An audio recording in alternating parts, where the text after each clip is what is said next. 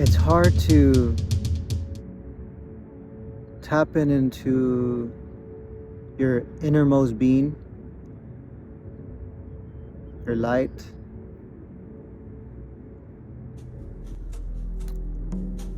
Out here in the city,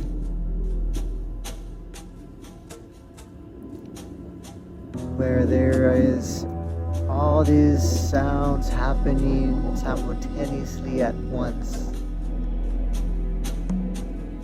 creating its own frequency, its own vibration. It creates its own atmosphere, its own setting. So it's just interesting to be here, kind of meditating a little bit with my drum. The drum is my horse, is the pony that is taking me from beta state brainwave to alpha to delta. I was in alpha brain state. I didn't go too deep, but definitely went from beta, which is conscious awareness, being here in the now, right? It's action, things I'm talking right here, right now. Alpha is the brainwave, is a state of being in which you go from that to a more calm, centered mind. Being in that state, I was flowing in a state of mind. It was like the sounds were one drop coming from the sky. The sounds around me, like the airplanes and everything, they were the one drop all together. All these sounds around the city that I'm hearing, cars moving, motorcycles, airplanes, gardeners, and all that energy, sound, vibration, energy is one drop landing in the pond of my conscious mind, rippling, right? As I kept drumming, that big water drop, it was probably like this, it was this big, and then creating these ripple waves that kept shrinking.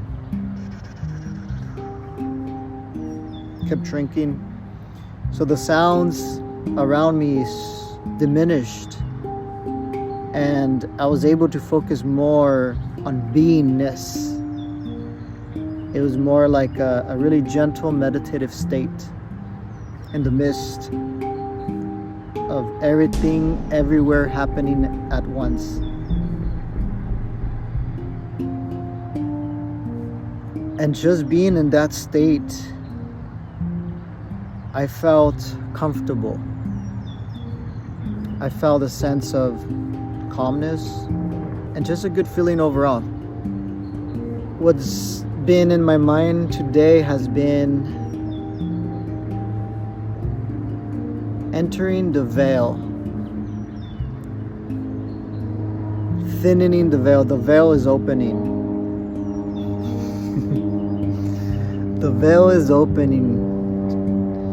And essentially what that means is that, at least for me, is conscious awareness of memory, patterns, this whole network of beta state, living here in the mundane world, in the modernity, where I'm able to go from that state into a state of deep listening, of deep calmness, and that one water drop that I was talking about earlier kind of shrinking,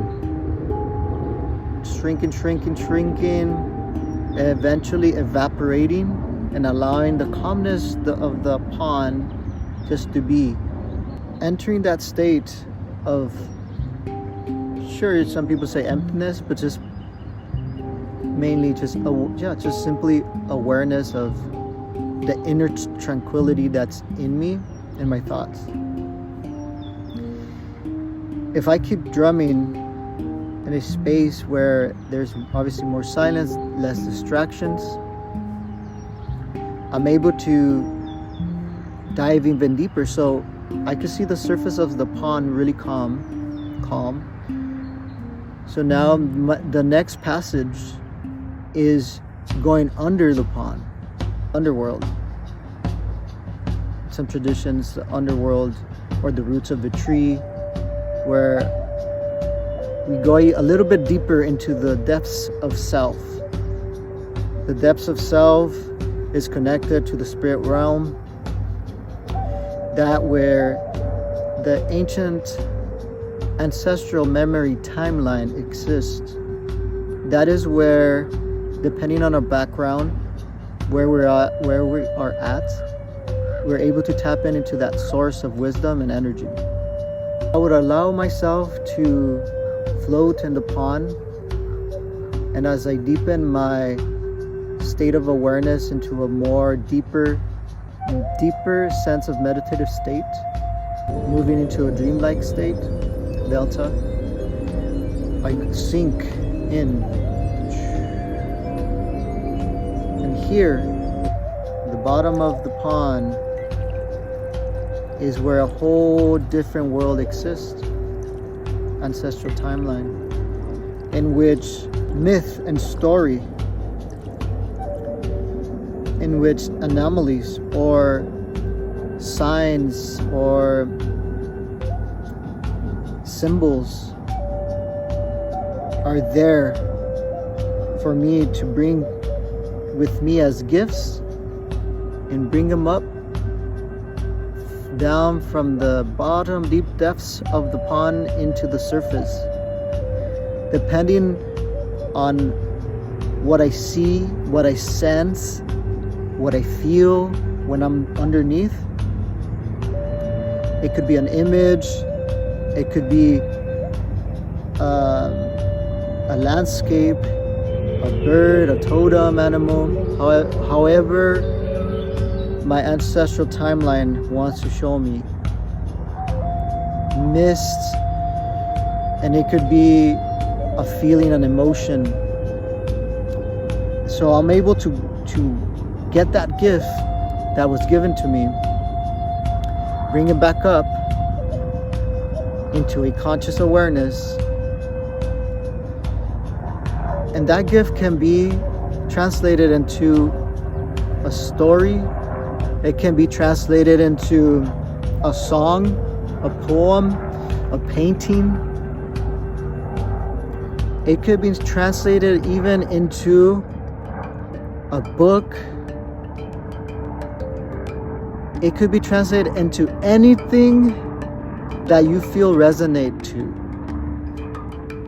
Depends where you are at this time and space, and that which you found, that gift, can help you either to step into your creative force, to step into a self-realization, to step into doing the shadow work, seeing your triggers. So it's a vast array of things that we can bring down from the lower world. And we have access to that. It could be epiphanies or realizations, past life. Again, it just depends how deep we are able to go. And it takes practice, right? That's how our ancestors, now, shamans, curanderos, curanderas, mystics, they would do vision quests. They would set a time of the day to be aligned with the moon, to be aligned at the zenith of the sun, of the dusk. So there's different ways of working with the cycle of the days, of the night. before we really tap into all this, obviously intention is really important. Why am I doing this? Or what do I want to access? Plain curiosity, that's fine. Right, the fundamental principles of ritual and ceremony, saying a prayer, intentional prayer before I journey, sometimes is when we're experienced in cultivating relationship with our sacred instruments, rattle, and we have experience with this altered state of consciousness, and we know our terrain, we know the landscape of our inner beingness. There's more confidence, there is more protection, right? So that protection essentially just translates into how comfortable are you, right? There is no right or wrong answer on how we approach things. But if we can approach things with humility and humbleness, that within itself creates a whole different atmosphere in the way we look at the travel and the way we journey or meditation. It could be a drum, it could just be a rattle, it could just be breathing, anything that can alter our mundane conscious awareness to subside, move that to the side and allow the echoes of our ancestors to move through. Bring them from the past timeline to the future. And essentially what I mean by that is that eternal string, the eternal light that we have, I personally believe that it has many past experiences. So when I'm tapping into this underworld or the spirit world, it shows me and I'm able to tap into. Yeah, just